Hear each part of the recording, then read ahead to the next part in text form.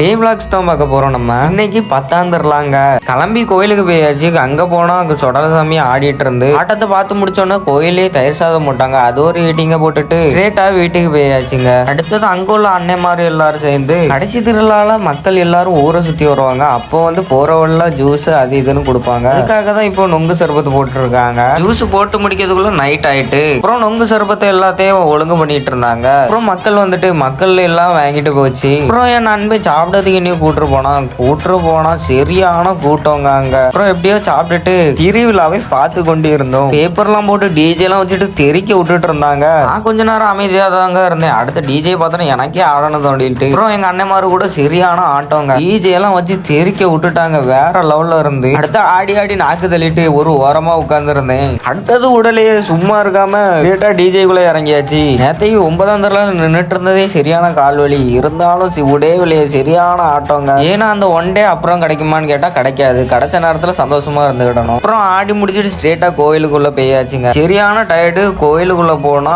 அடுத்த ஒரு ஆட்டத்தை போட்டாங்க. ஆட்டத்தை போட்டுட்டு வீட்டுக்கு போயாச்சு. மக்கள் இந்த வீடு பிடிச்சிருந்தா ஒரு ஃபாலோ பண்ணிக்கோங்க.